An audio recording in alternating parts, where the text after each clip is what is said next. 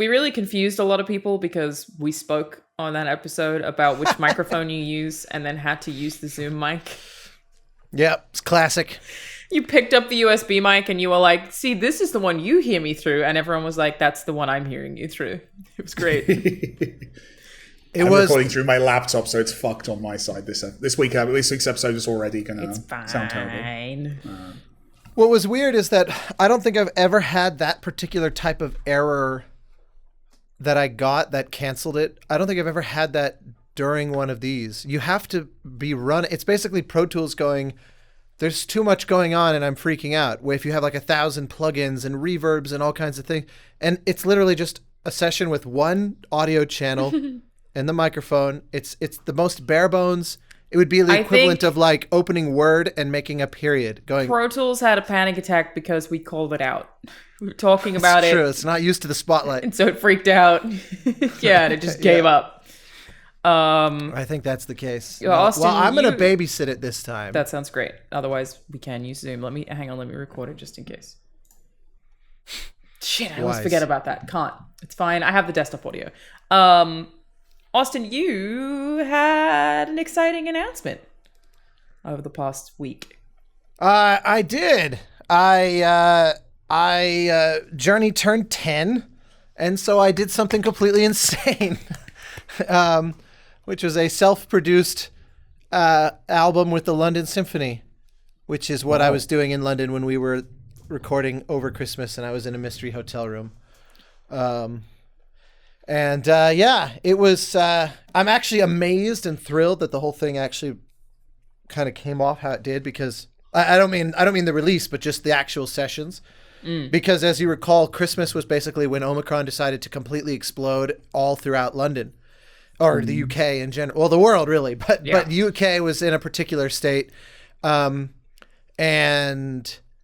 put the session on the books months earlier, and the LSO was like, well, we're basically, the question became, is it going to get canceled? And the LSO said, well, we're going to basically aggressively test everyone every day, kind of like a film set, where you've got just constant rotation of people being tested, and also do, kind of rely on the orchestra to also kind of police themselves in a sense, which is pretty easy to do when they're a very cohesive group that spends all their time together year after year after year after year. There's a lot of internal camaraderie. So it was the kind of thing where it was You're right. That's very similar to how film and TV are currently operating. Whereas like game dev, we're just not seeing each other. Well, and there's also like, it would be the game dev equivalent might be a studio that has been in existence for a real long time, because basically the way that they approached it was, if you, like, say your husband or wife at home were to get it, or to even just think they have it, yes, then it would be like, flag it, try to rapid test. If you can't, we'll just sub in a musician, at the 11th hour to replace you, so that even if you might have it, you won't come in. So they were keeping real close eye on everybody, because we had a huge orchestra, 91-piece orchestra. And so there was like, there was a lot of opportunity theoretically, but they were real on top of it. And we didn't have a single situation, single case. Same thing. The choir, we had a 32-voice choir at the end, the London Voices. Amazing group. I hadn't worked with them since we did Abzu, and they're just so unbelievable. It's one thing to watch an orchestra play music that they've never rehearsed, but it's another to see a choir just sing with zero preparation. And it's just amazing. So yeah, because singing is kind of like the worst possible thing you can do. If you're trying to prevent COVID spread, the early days, like some of the super spreader events, around the tight room. Yeah, like maximally projecting. So of course the choir, obviously we tested very aggressively as well, but then they also spaced them out in a way. Normally a choir would be very shoulder to shoulder so that everyone can hear each other very conscientiously, but they said, they're superhuman. What's it matter? So we spaced everyone. So every member of the choir was like, they literally drew with like a measuring stick on the floor of the hall, so that every person had like this 8 to 9 foot radius at all in all directions before they found the nearest person. So the result was that everyone had to really, really listen to each other, and then to kind of offset. Does that make your job harder? It makes their job a lot harder. From my point of view, not particularly. Under different circumstances it might, but it doesn't affect things like line of sight to me. It just, because even spread out, 32 of them, it was still a third the size of the orchestra. True. It just was like, it was 32 of them over almost the same square footage as the orchestra, which was what was interesting about it. The choir was just so spread out. But can I ask a question about this? Like, in terms of... All right. So, thank you.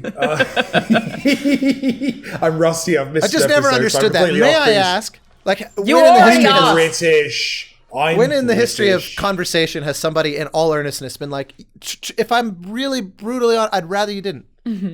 Well, normally you throw our tea in the water, and it causes a whole hassle. Still upset about that, I see. Still upset. My mates took me to the Boston Tea Museum, and one of the people working there thought I was doing a voice to take the piss. True story. That's hilarious. You don't have to travel far to see museums about how awful the English. Legit, almost just spilled my coffee over that.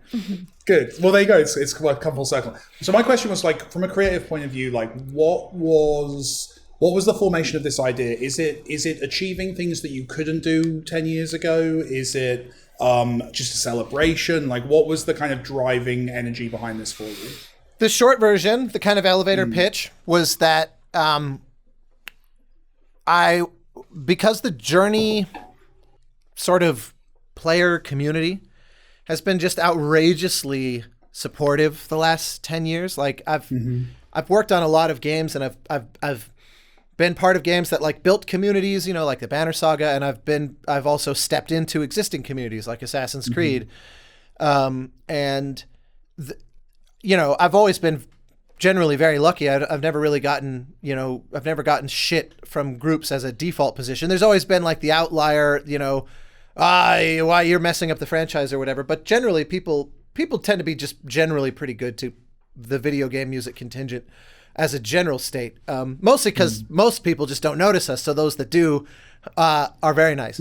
But Journey has always been very unusual. It's just like that. The reaction that game got was so almost like religious. I mean, it was very just heartfelt, absolutely intense and wonderful community reaction. And I guess because the music is so inordinately exposed in the gameplay relative to most games, the conversion rate of, like, Journey player to Journey music well-wisher is very, very high relative to normal games. So it's seemingly everyone who ever played the game, tweeted or emailed or came to a concert at some point or, bought a vinyl or whatever. It's just been, and so for 10 years, and it never stopped, I should say. So for 10 years, I've been just this continuous recipient of really, really generous kindness from folks. And so I found myself, I don't know, maybe 6 months ago, I thought, the game is going to turn 10, which is its own surreal thing to think about. Doesn't seem like it could possibly have been that long ago, but I found myself just wanting to offer up something that could hopefully give even an approximation of the gratitude that I feel to that community of folks. Like, there is part, of course, that it would be cool if the album catalyzes new people discovering it, but in a way it's sort of like they're bonus and they're really not my focus. It's for those of you that already kind of made those overtures. How can I make it clear to you that I wouldn't have a career without you? Like, you can't force people to like a thing. And when they like a thing of their own volition, it raises the profile of that thing. And when that reaches a sufficient kind of fever pitch, the industry takes notice. And, like, that sequence of events is literally why I know the two of you, why I know Troy, why every job I've gotten. I don't think there's a single job that I've gotten in games since Journey came out that isn't somehow predicated on having been the guy that did Journey. Yeah. And so it's like I owe them basically everything, because it wouldn't have been that if it hadn't been for the community. It's because, very few games sorry, go ahead. I was just going to ask Alanah, did anything massive happen in your life in 2012? Because for me, for you, Journey, for me, Thomas Was Alone is coming up to 10 years. Was there something for I you, started Alanah? working at Xbox.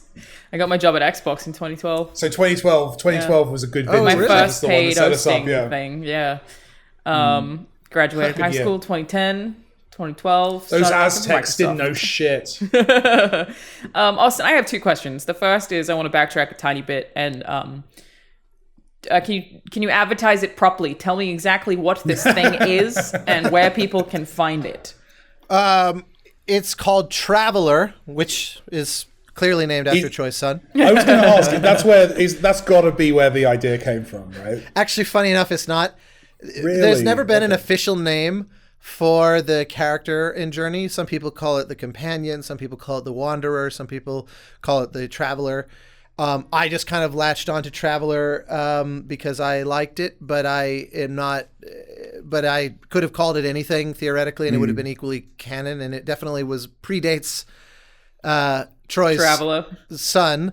And also, that's not why Troy named his son that. It's just kind of two things in orbit, I guess. But or rather, not in orbit, kind of adjacent. But in any case, that Traveler. Is the name. A Journey Symphony. For the record, I actually didn't. That name was somewhat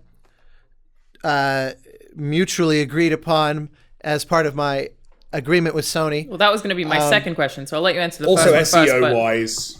Yeah, my SEO second wise, was you going to be, did that. what does this agreement look like? But yeah. I mean, they were wise to. So the original album title that I pitched was Traveler, an Austin Wintory story. Well, yeah, exactly. Fuck you, Ratchet and Clank. Yeah, I originally called it Traveler, a Star Wars story, and for some reason they didn't like it. Disney also kind of raised their eyebrows, but no, it was. I originally had a different name, but they were like, everybody, including you, would do well to make sure that it's not confusable with the original album, and that's true. So after thinking. I'm terrible with names. I've always struggled to find a name that really seems to fit it. But then just realizing, just Traveler, and then the subtitle is just purely to make it very obvious that it's not a random piece of music called Traveler. That's just one of those in an ideal world, it'd be this very pure album cover that just says Traveler or something like that, or The Traveler. But that said, the actual thumbnails- album cover is art from Alanah, correct? Yeah, Beautiful piece. Beautiful. Really nice. Really beautiful. I will make sure that she hears your kind words. She really sweat bullets over it because she felt this huge Shows. pressure, and that's very thank you. It's incredible. She we met because she did a Journey cosplay that was like by far the best anyone had ever done, and it just like came. It's a lot of effort to go to for a date, though, isn't it? Worked out. No, well, the hilarious Worked out. thing was. The funny thing was, It was a sound investment. It was a sound investment. Boy, and that an is- investment in sound. that has turned Sorry, out go to on. be true. But it was all very innocent.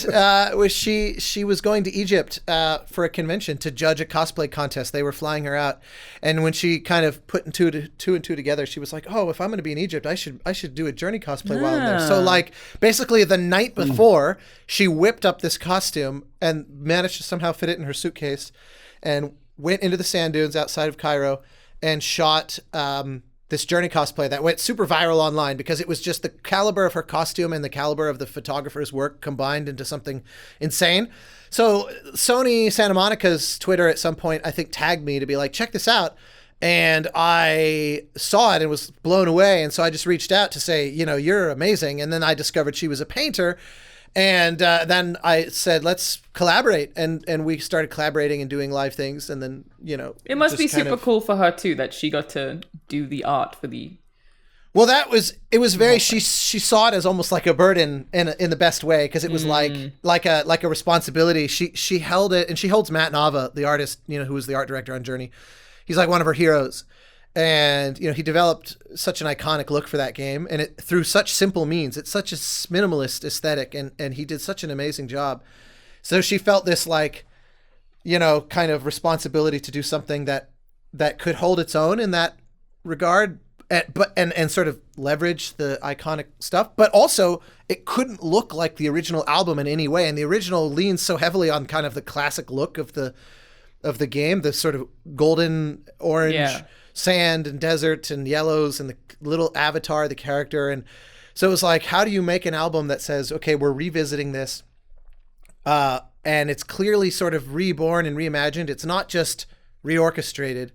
It really is reimagined. Can you explain how it's different to the original album? Why should I have both? You are invited to. Should, but it's so what it is. Here's one of the recurring sentiments that has come up over the years, like people tweeting this or coming up to me randomly and going, of all the games I wish I could go back in time and kind of erase my memory and play again, this would be the one. I've heard that a lot, and I've always loved that idea. I remember the first time I ever thought about that idea was in 1997 when they were re-releasing the Star Wars trilogy, and Patrick Stewart was on TV going, of all the movies I wish I could watch for the first time again, it would be Star Wars. And that planted that seed of like, oh, that's a very wonderful kind of way to kind of revere something, is to go, I would love to erase the memory of it and feel it all new again. And Journey has just been that. There's people out there who said that's their one. I get tagged all the time. This is my one. If I could do that, that would be it. And so I thought, well, we can't obviously do that. But if I were to kind of because the game leans so much on the music, if I were to sort of redo the music where it's different enough that it actually is fresh to a seasoned listener, to somebody that knows that music, it would feel new, because it is, in a very literal sense, it's new. But it's obviously not a new piece of music from the ground up. It has all that original DNA still. So it kind of, sort of fulfills that fantasy of, I get to sort of have this thing I already know as if it was for the first time. That was my wish, that it could hopefully offer to folks as just like, as one big thank you to being a wonderful group. So then that's really cool. How much planning actually goes into it? Oh, go on. Like into, oh my God, it took months. Like I when I spoke to Grant, because you missed an episode of the show, we spoke about Rejiggied, which was him basically recreating a lot of songs. Rejiggied. I love the accent. How would you say it? Rejiggered? But it's jiggied. Is there not an R in how he... Normally you would... Rejig something. Yeah. You Rejig. It's rejiggy. He would have said rejigging. Dork. He would have said rejigging. It's RE-JIGGYED. Well, shows what I know. Fake nerd confirmed. In any case, I guess I have to look forward to him being on here again the second time. I've earned another. His approach was very like he wanted to take some of the songs and put them into different genres entirely. So they sound very different, and he didn't enjoy the process of doing that from when I spoke to him about. That's funny. Yeah, he found it really frustrating in a lot of ways, like how to figure out how to do that exactly. So yeah, I don't know. How do you approach this kind of thing? How long does it take, and how do you make the changes where you make them? Like, I just don't understand where you even start. It was hard, and I had to reel myself back a bunch of times because... So the original, people think of the original as orchestral because it has like a group of strings at the end of the game.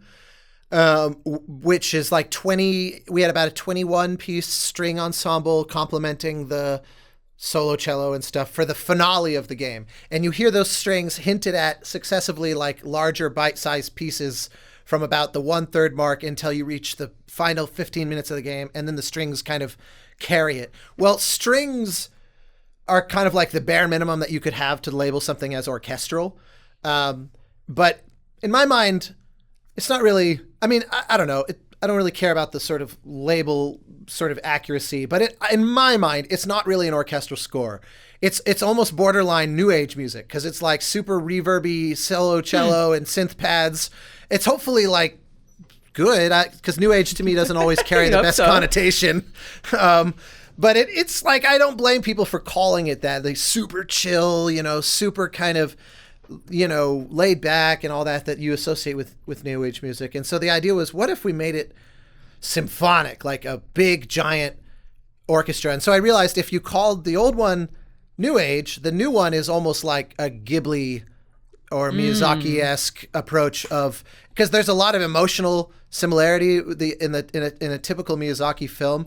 It's actually rather similar emotional kind of landscape as a game like Journey. But when you express that through a giant lush orchestra, it feels very different than if it's just, solo cello and harp and then maybe and a lot of like synth pads and so that was kind of the idea of it, not that it's sort of a deliberate homage to Joe Isayashi or anything like that, but I felt like, how can I make something that's lush and pretty and melancholy and introspective, but gigantic? I mean, the final total of musicians is 134, which is, 91 piece orchestra is just about the biggest that you would go for basically any reason. I mean, there are bigger ones. I was at the Avatar recording sessions with James Horner, and I think that was 108 piece orchestra. So like, they're still ceiling above 91 for sure. Well, you need one for each eye, don't you, with Avatar? Exactly. Yeah, that was the idea. Well, the funny thing was they also had about 100 singers separately, where they did a giant semicircle along the back 3 walls of the room. I wasn't there for those sessions, but I heard about it. Pretty astonishing scope. But so this is honestly almost that, except musically far more restrained. Like that's doing that because it wants to be bombastic. I was doing it because I thought an orchestra that plays quietly, but there's a huge number of them, has a very special kind of magic. That was sort of the premise of the sound of the Banner Saga score as well. Like, save the loud points as long as possible so that this huge group of musicians playing quietly feels like this massive weight. But difference being the Banner Saga has no strings. It's a giant group of wind and brass only, so that it feels, very like a funeral dirge. This was supposed to be hopefully very warm and very kind of lush in the more traditionally almost classical sense. So yeah, it was the other aspect is, it was like this conspiracy of variables where I was a few years ago, the LSO reached out to me, which was insane because this is the bucket list for every composer, is to work with the London Symphony. These are the same musicians that recorded Star Wars and recorded Harry Potter and Raiders of the Lost Ark. And I assume that's expensive. It's not any more expensive than recording in London is typically, which is basically the most expensive place to record. It's the most expensive place to do anything, in fairness. More than LA, though? So much. Yeah, everything's fucking expensive here. On every level. Well, the ironic thing is if you want to record a score, LA is more expensive because the musicians union mandates you to back-end royalty payments, whereas the London musicians don't. So it is long-term more expensive to record in LA, which is why the only ones that really do it these days are the long-term signatories that it signed union agreements a better part of a century ago, and the legal ramifications of getting out of them are just more of a pain in the ass than going with the flow.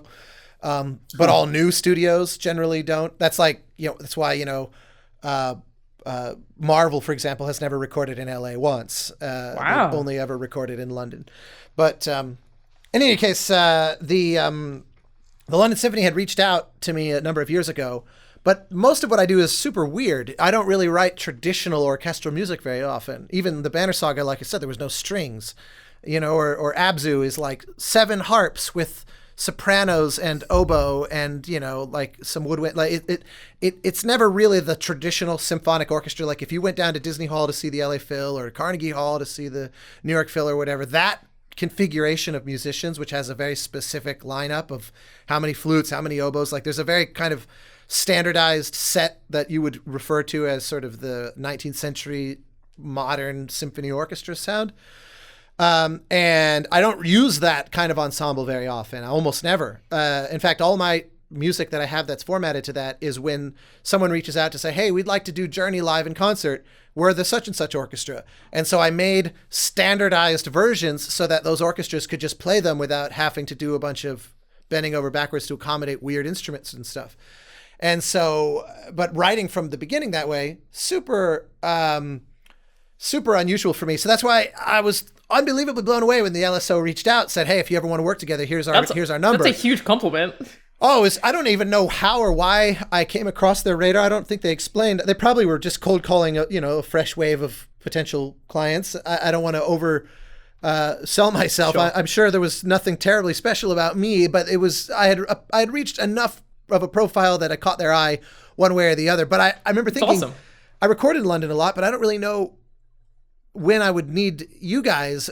So I just said, let's keep in touch. And then when I was there right before the pandemic, with Darren Korb, we were at Abbey Road doing the Supergiant record, the songs of Supergiant, like sort of orchestral reimaginings of the greatest hits of Supergiant to celebrate their 10th anniversary.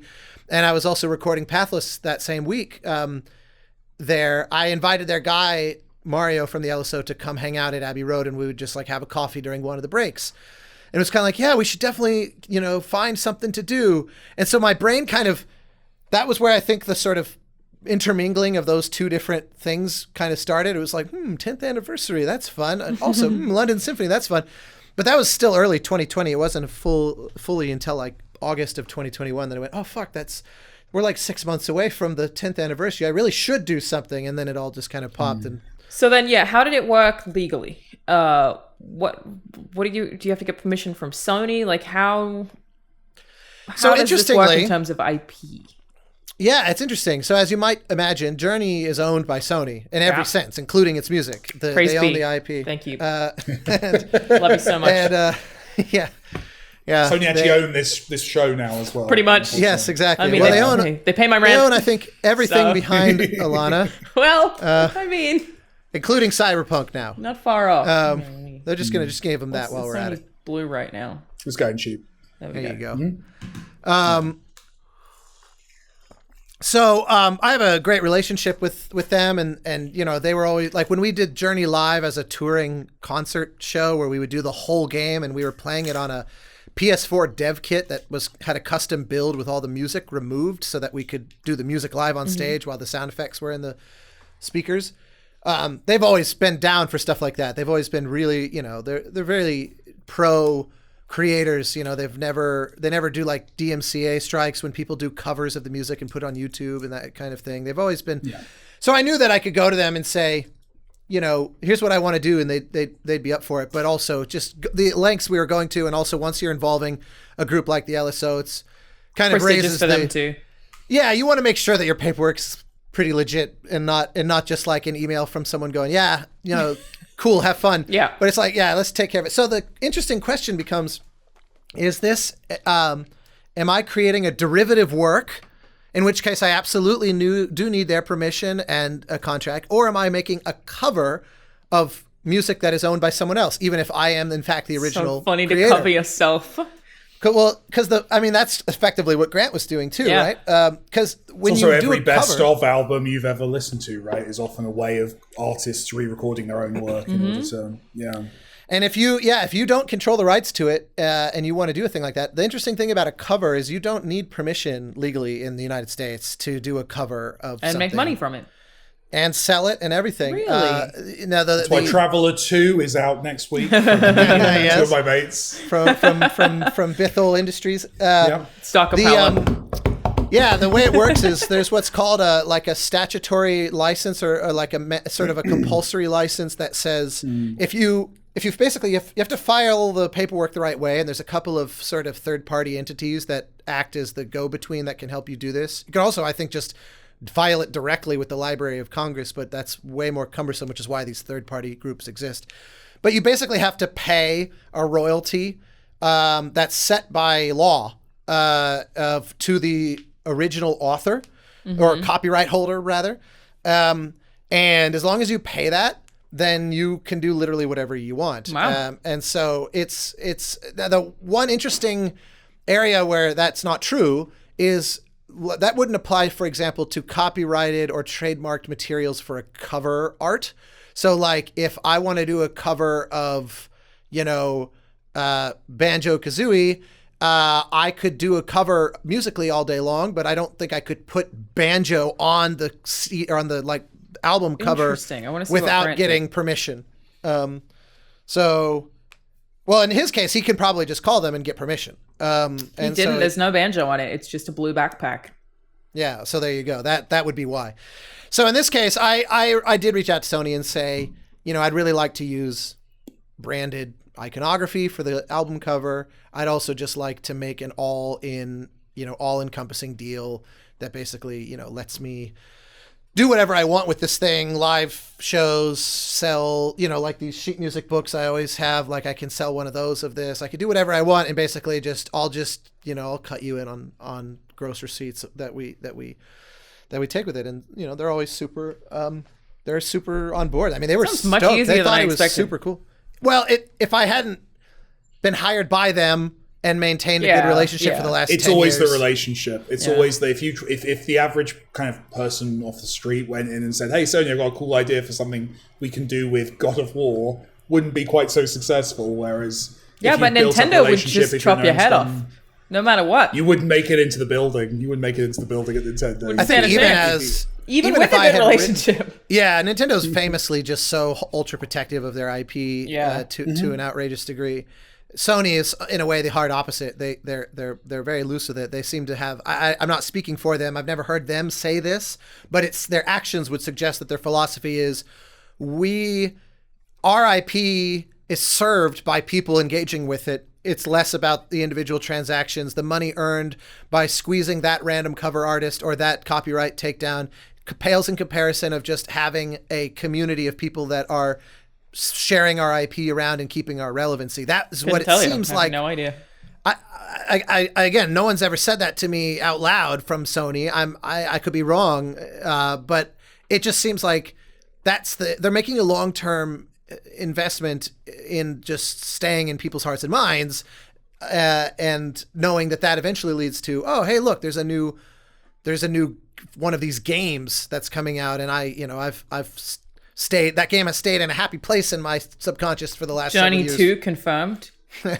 So that's what you're saying? Confirms. Everybody's been waiting for it. My favorite is I've seen multiple tweets. Alana's making it. Yeah. Yeah, That's what personally. I'm doing at SMS. Well, all Plot that twist. Yeah. time you're spending not working, so yeah. All those the weekends. yeah. Honestly, I get people every time I do anything that's not work, which I'm naturally not allowed to talk about. I get so much, shouldn't you be working on Ragnarok? Every single time. And I'm like, has this been The happening very to all fact that you're devs not forever? as we're talking right now, I feel like judgmental of you. I am on my lunch break. How dare I not be working on Ragnarok? I don't see you eating. This is. I think she's having I ideas. am. This is my lunch. It's a very Still, good smoothie. I It's don't know. very bizarre. Because the thing that this is totally an aside. The thing that gets Let's do me it. is Let's do it. if I were to work constantly on one thing, the thing would get worse. Like the more that you try to bash your head against one thing, the quality deteriorates. You have to have breaks where you do other 100%. shit to be good in a creative space. And that's like, Mike, I'm sure you'd agree on writing. I know that every day I can only write a certain amount before my words turn into trash. I'm like, I can. It's the one I've job got a I good, can't do tired. No. I can't do it tired. I've got a good 3 hours where I Yeah. I know there's other periods of time where I need to think about stuff or I need to note take or I need to do whatever else. But It's almost like the people who are attacking you online are not doing it in the best of faith. It's almost like they're kind of it's doing true, it lazily. but it happens to everyone from my perspective. It's like to all devs, and Yeah. it's such a weird one where it's like if they were to work on on the game constantly, the game would be worse, not faster. It would just be shit. I think it's a lot to do as well with the conception among a lot of players, and this isn't true of all players. I think players in general are getting better at this, but I think a lot of people still think that video game industry jobs are like cushy jobs, and they are. I've had real jobs, like game development I prefer, but they are jobs. Like it is hard work. You go home at the end of the day knackered. Like it is a job. I It's think also a thing you sometimes think people about just assume constantly. it's silly and fun. Like while I'm Yep. not working, I'm still thinking about work constantly. And which many is of the like the same contracts everywhere actually we go. cover that, yeah. Yeah, Yeah, Yeah, well, in 100%. creative work, it's also you can't increase the conveyor belt speed to get more done No. on creative work. Like You can if you crunch, Austin, and as a big proponent But of that's crunch, not even I found creative, that's you worked know? very well. That's just like somebody shitting something out because they have to. Like crunch, you can't. I don't think you can And it be creative when immediately crunching. it immediately becomes worse as a result. Yeah. The constant failure of crunch is actually a brilliant demonstration of exactly what you're saying, that there is a cap. And that's been borne out in various studies and research. But even well before you reach the threshold of what you could call crunch, like I remember once someone asked the Coen brothers, "How do you guys consistently write such great scripts?" And they said, "We take a lot of naps." You know, it's like this idea that you have to, you know, or when you're stargazing, you know, if you kind of look to either side of the stars, sometimes you can actually see them better as your eye sort of focuses on the dark part and then lets more light in. And so the subconscious cooking of an idea is a process that's, you can't muscle your way through that. You know, like there is a lot of craft in what we do. I think it gets harder the more you try to muscle your way through creative work. Like if you're frustrated or you feel directionless and you just try to push yourself through it and you don't take the time to like organize your thoughts, it gets worse and messier. In many ways, this Journey album was kind of that for me, because obviously I was finishing paid work through the end of last year and had deadlines and all kinds of things that of course I was staying on top of. But anytime I needed, okay, I need to take an hour away from this, I would then go work on the Journey arrangements, because it was like win-win. I would be coming into the Journey arrangement with my mind thinking about something completely unrelated, and then meanwhile, then circling back to that other thing with nothing but Journey in my head, I'm looking at it with fresh eyes. And so even if I'm just alternating within two different musical tasks, obviously it's all the more so if I then, go do something that's completely unrelated to music at all. But even within a working day, I could smuggle it in, and it would actually improve the thing I was on the clock for. I couldn't do what Alanah does of kind of writing all day. Like it's true what you just said about kind of only having so many hours of writing in you that's to an extreme with me. Like the reason I'm able to like do my job is that my job is like 10 different jobs. And if I'm bored or, tired on one job, I can switch course to a different job. Like the fact that if I actually had to focus on writing 5 days a week as my only focus, I think I'd go insane. I think I need I'm going to do 2 hours of writing right now, then I've got to talk to a couple of the artists for a couple of hours to figure out some stuff for them, and then I'm going to go and do a financial meeting, and then I've got to talk to a partner. It's like, it's a good... You also have to talk to artists. Definitely... Oh, I know. Sorry, I apologize. I didn't mean to diminish what you're doing. Not offended. The focus, I guess, the focus being on story always, I assume, for you, and that's the... Yeah, sometimes it just gets very, overwhelming. In a way that's just definitely. Talking to artists does rule, though. Big fan of that. Love working with artists. It's amazing. That has been my favorite thing about working in game dev. And it can reignite you as well.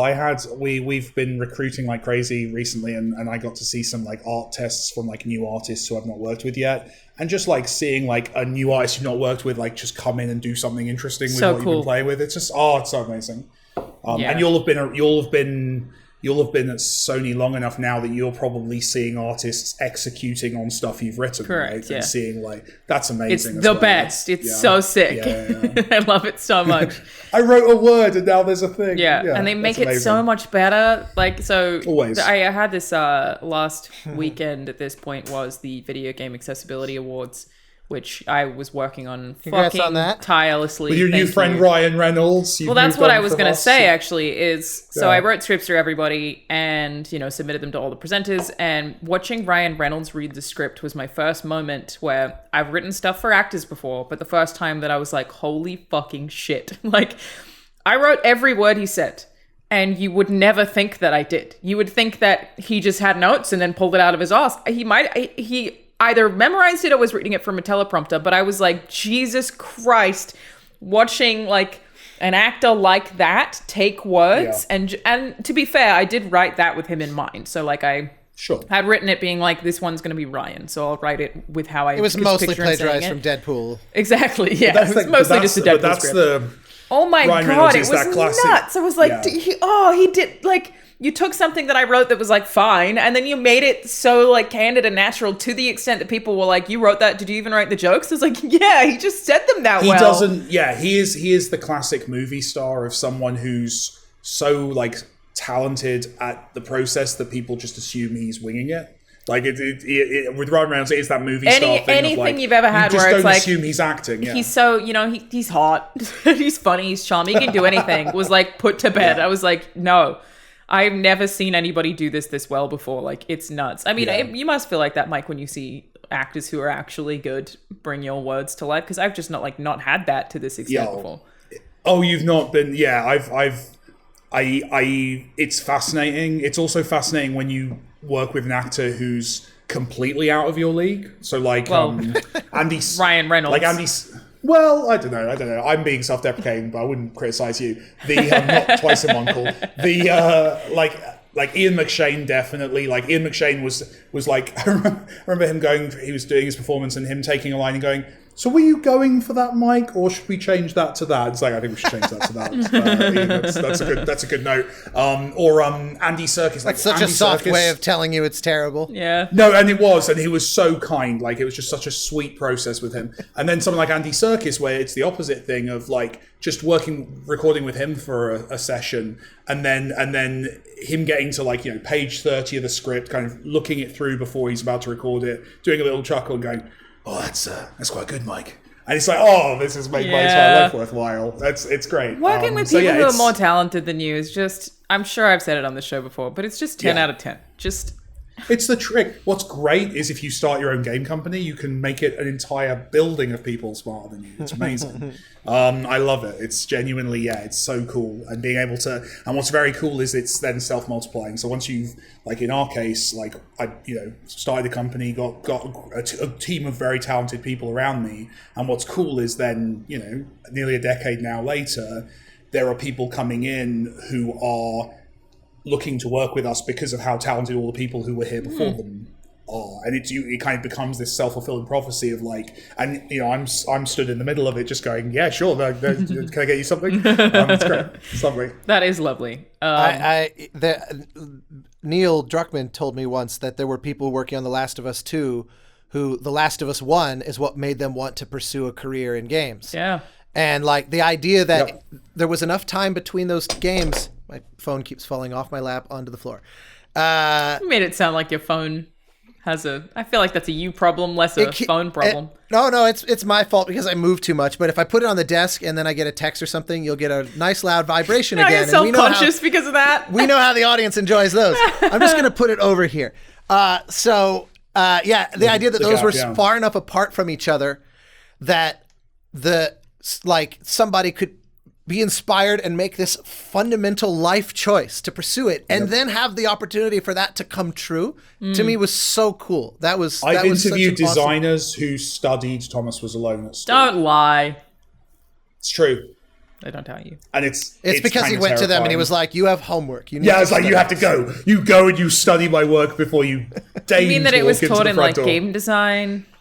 Yeah, doing game design's a great. Well, That's it's cool. also I know Thomas Was Alone's also used in British schools with to teach kind of cooperation and kindness and stuff for like that's earlier cool. ages. That makes very total cool. sense. I think it's actually used in some prisons as well. I think for the same reason. So I like to think that like some really badass heists have been pulled off thanks to the lessons of Thomas Was Alone. Almost definitely. Yeah, that is super cool. Like it's aging. Wow. Aging. Keeps happening. Yeah, it's all like, We've 2012, been in I'm telling you, 2012 was a magical year. Like it's something. Yeah, I legitimately think 2012 was the first year that I got paid for any kind of video game industry shenanigans. What was Troy in 2012? Before that, and I finally got not freelancing. Sorry, volunteering. In Bioshock, I'm gonna find out what Troy was in. I bet. No. Infinite was the year after. Troy Baker. I guarantee Troy was doing something amazing. Did The Last of Us come out in 2012? I thought it was the next year. Also, not sure where Troy is. Like that. Yeah, actually, I messaged him. Just generally. Relatedly. I messaged him to Jimmy's see if he was going to be able to join us or not. He is out of town at the moment, so it would have been another one of these remote pop-ins. Yeah. But I thought he was going to be able to make it. It's because I was going to say he was there in London. He came and sat in while we recorded the orchestra. Literally sat there in the room 10 feet away while they recorded for the whole experience of it. He did Scooby-Doo Mystery Incorporated from 2010 to I was going to say, the 2012. answer to my question is he was in everything in 2012. He also did the Avengers Earth's Mightiest Heroes, Generator Rex, Binary Domain. NFL Rush Zone, Season of the Guardians, Kai Leng. Ultimate Spider-Man. You're right, Kai Leng. Is it Kai Leng? That was Kai Leng 2012. 2012. Kai Leng 2012. There you go. The breakout Scooby-Doo, role. spooky games. I just feel like we're glossing over Scooby-Doo here. Troy had a very Scooby-Doo heavy year in 2012. I didn't know about He that. played a character called Additional Voices in like 10 games that year. And every year after. He did... Yeah, it's like a metaverse thing. He was Batman in Lego Batman 2. He did Darksiders 2, Guild Wars 2, Resident Evil 6. He was in a Professor Layton game? No. What? You know, That's like the most excited I've been about any of Troy's secret roles is Professor Layton. Are you Secret roles. shitting Playing me? playing a character called Alphonse Dalton. I wonder what accent he did. Yeah. God, I fucking amazing. love Professor Layton. He's in Halo 4, Black Ops 2. You know what? He was in God of War Ascension? I feel like I should have known that. Anyway, Did they not tell you that orientation? Or like, I just thought that would come up. Knew he was in the last one. Didn't know he was in Ascension as well. Wow. Was he Hobbs in Fable 3? I didn't know that. Is he?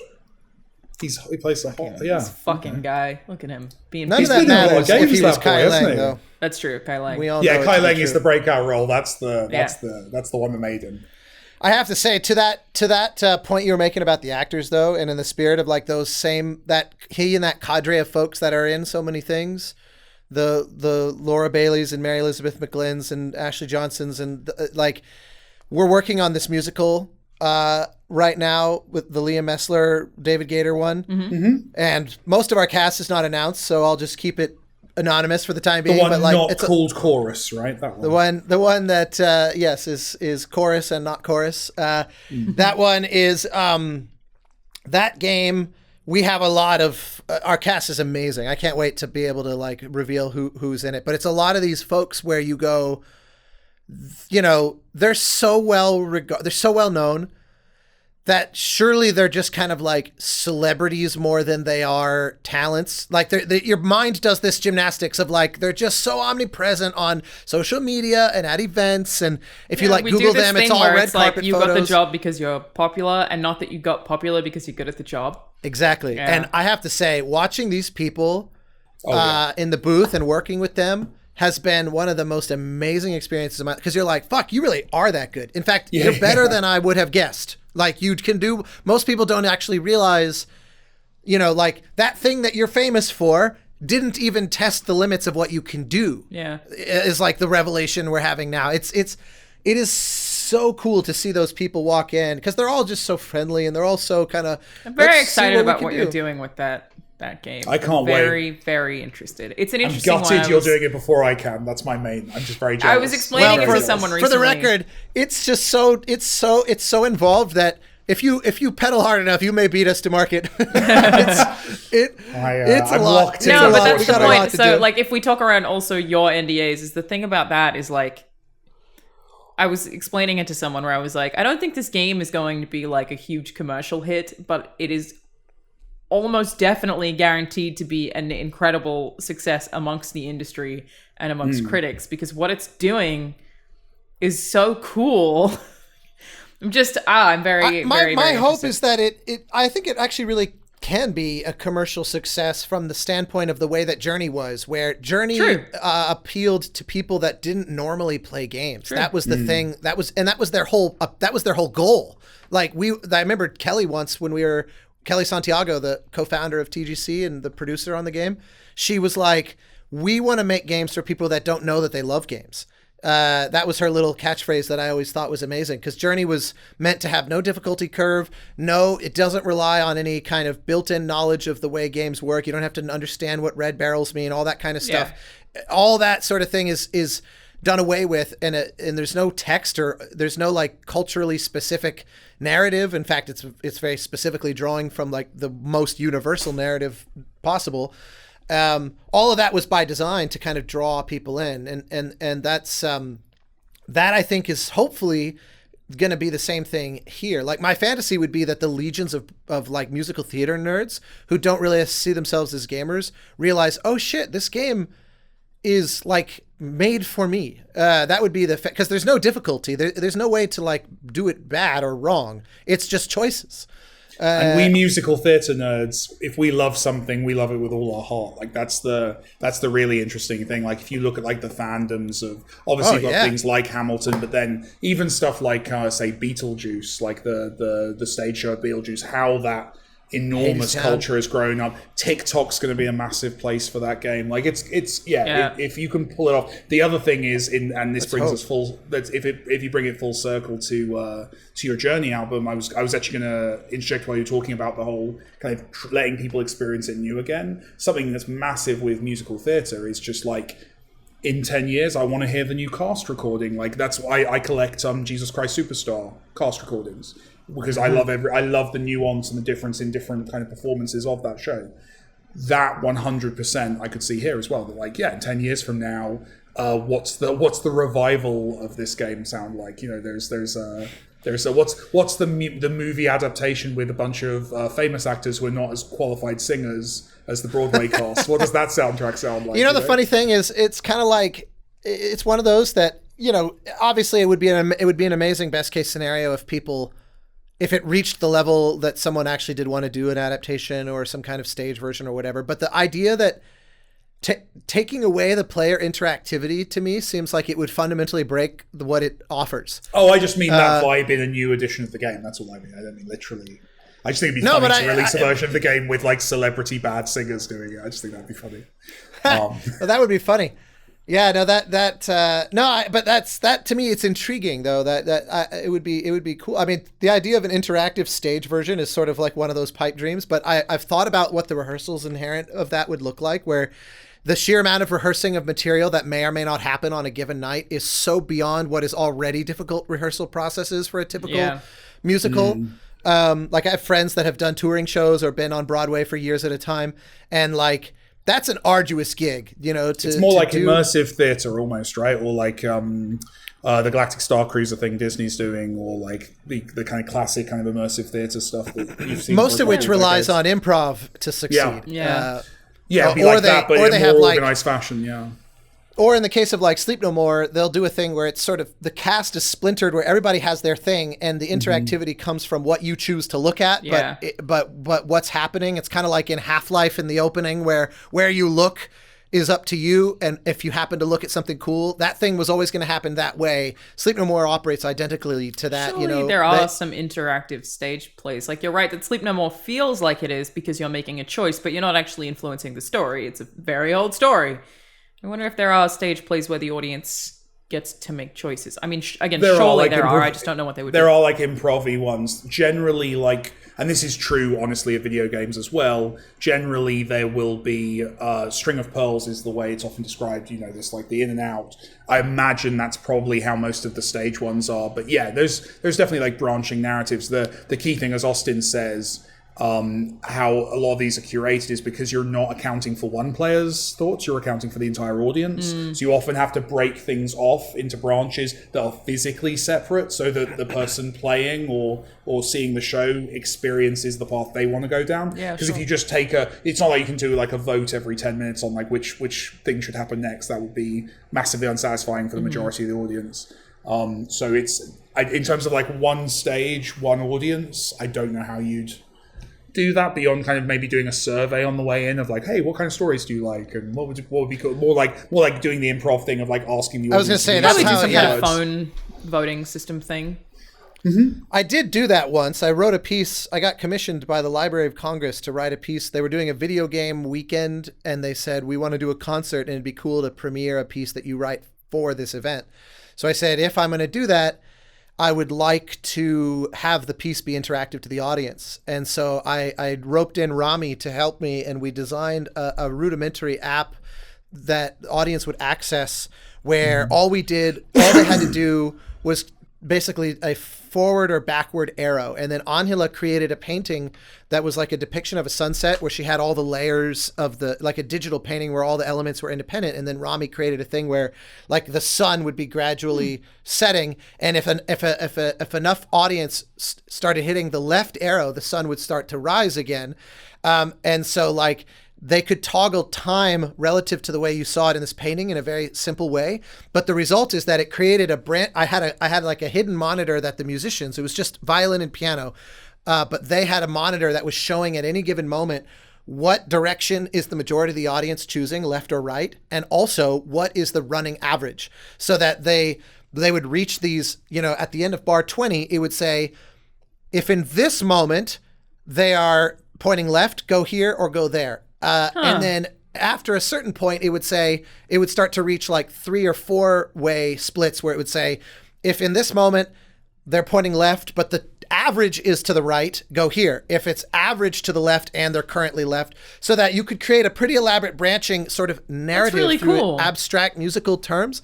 And that way, and then so we performed the piece 3 times in a row. And I told the audience, do different stuff each time so that they could hear that, like, if they go hard one direction, it ends up as this really atmospheric, quiet piece where the musicians are playing really gently and it's very kind of ethereal. And then if they make other choices, it's like violinist is, and it's like a completely different piece, and it's up to them to take it there. But it was all very abstract. I don't know how well it worked. It sounds cooler than it probably was, but I like doing it. I think that's always the issue because Twitch plays kind of act in a similar way, right, where everyone's kind of voting and stuff. And I remember when experimenting with some of that stuff, the challenge is it's what I said before of like it's very easy to cater an experience to an individual or even like if you think about like D&D, like a table of people, right? Like you can kind of DM and curate an experience for up to about 10 people and have them feel that they're seeing something or experiencing something that's they're personally influencing. The second you go in that voting direction, it becomes more spectatory. Like obviously the extreme of that is like an election where you vote for who you're going to vote for, but you have an understanding going in that ultimately your vote isn't going to move the needle in any way that's significant, but you do it because it's a responsibility or a duty.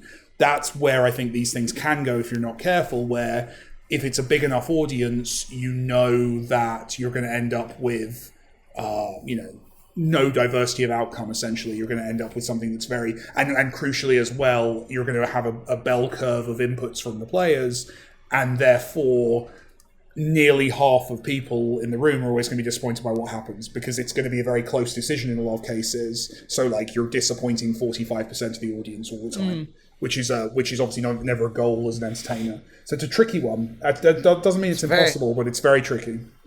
Yeah, I've workshopped a lot of ideas down this road, because the idea of live, because Journey Live, operates under this premise of the whole audience is just watching someone play Journey, but we put someone on the stage from the audience who is playing in earnest, and we put them in front of the orchestra as if they were like a soloist in a concerto, to say this is not smoke and mirrors and it's a video capture and it's all just meant to look cool. We do not choreograph, and we also have that dev kit. It was whitelisted on the PlayStation Network so that they could connect online even as a dev kit with random strangers. You've spoken about the terrible usernames. Yeah, right. Yeah, That's it was incredible. Very funny. The ultimate icebreaker at the end of the show. It's all solemn and but the idea with that was a cool way to kind of solve the problem you're talking about, Mike. It doesn't solve it from the standpoint that now effectively none of the audience has agency, but the audience does see one of themselves as a delegate on the stage, and that person has total agency. I think that's better. I think because again, humans are designed to be empathic, right? So we're designed to relate to people who we see on stage. I think that's much better than, say, having everyone have a controller and the consensus of left or right controls where the character goes, because you care, and I'm sure when that player messes up or gets stuck, that's interesting, and the audience can kind of interact and react to that. So I think theatre's fascinating in that it is such a one-directional performance usually, but it's so interactive in terms of the actual back and forth. There's the text. Mm-hmm. The text of theatre is always very directional, but the subtext is so overlapping. A person coughing in the back of the theatre can throw off the amazing actor on stage during the most important speech. It's a fascinating back and forth that's kind of, as game designers, you often want to try and... Game designers, we're control freaks, right? We want to kind of step in and go, we have to organise everything here and make it all work. But actually, theatre kind of achieves a level of interaction that we couldn't dream of doing in a video game. So it's interesting. And I've seen the flip, that actor that gets thrown by the cough during their sort of traditional theater. I've gone to improv before where that one random cough is the leapfrog into an amazing set piece where they're like, what are you walking in here with a fucking cold? And then it's like suddenly before you know it, they've built up this giant thing right in front of you that is amazing, and you're like crying, laughing, or whatever, and you think, they ask the guy who coughed to take a bow at the end of the show, and it can go in a million. Yeah, it's awesome, and that's where this stuff gets messy in a way that's really interesting. Is that there's definitely direct democratic interaction, but there's also the kind of the entire audience getting behind one person is equally. I feel strong. like D&D is probably close to that on a smaller scale. Like anything that's like a role-playing game where you have a DM who is sure there's a narrative structure, but it shifts and twists depending on what players do in a way that video games can't necessarily do. They're certainly striving to, but still limited by what's written. Yeah, because we'll never make a piece of code that is as creatively skilled as a rubbish DM is by default. It's true. You know, that's the challenge. Devastating but true. Yeah, that's the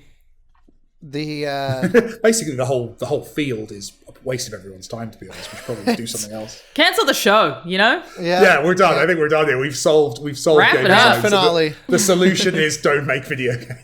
We really took a hard turn on this one. But we should wrap up the show. Austin, where can people find Traveler, A Journey Symphony? Very kind of you. It is. Hopefully by the time this is live, it will be on Apple Music. For some reason, it got held up there, but it's everywhere else. Spotify, all like Tidal for that hardcore audiophile group that's got to have their uncompressed stream. Et cetera, et cetera. There's like 1,000 retailers that you've never heard of, and then Spotify and iTunes and Apple Music. Cool. And then to my amazement, newly property of Epic Games. I always put things on Bandcamp, of course, but to my absolute astonishment, it's literally been the #1 album on all of Bandcamp for the last day and a half. Congrats. That's awesome. Which is pretty crazy because I've had a couple albums that managed to hold their own as the #1 soundtrack for a brief period.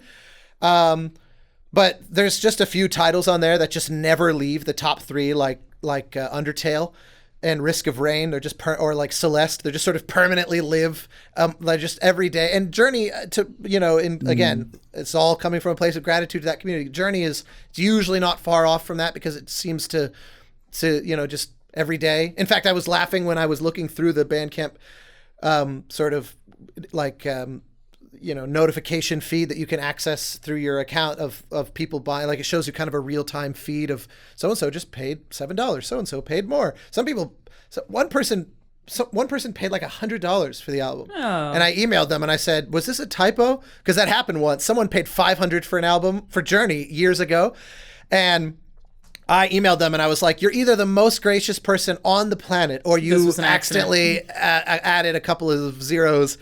And they wrote back this hilarious, mortified email that was like, I'm a college student that was literally sitting here going, I don't know how I'm going to pay my bills this month. Like they were freaking out. They realized they had meant to, like they thought they needed to put 5.00 or something, like, because you know how some places it just kind of fills in relative to the period. So they screwed it up, and they were sitting there shitting themselves when my email showed up, and they were like, "I feel so lame asking you for a refund." You were like, "Welcome to the real world," and stopped to reply. Yeah, you were like, "This is it. This is the real world. It's time to grow up, kid. Enjoy your music." And just leave. Yeah.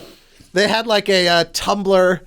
Like blog or whatever that they created like this GIF montage of like the whole story of the drama of the error and all that, and it was one of the funniest things. It was I actually emailed this person thinking, oh, maybe this is now 10 years later the second time someone has Same grossly person. This is the kid of the first guy. This is their kid. Now they're an adult. Your masters.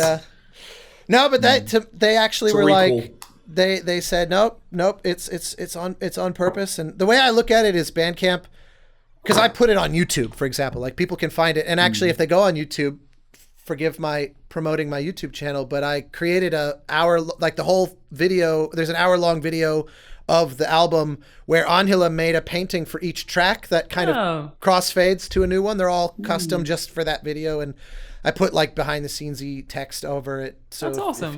If you care about that, I can leave a link in the description to that. No, that would be very, very kind.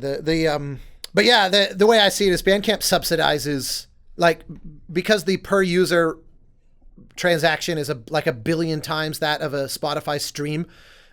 which pays, fractions of a penny per stream.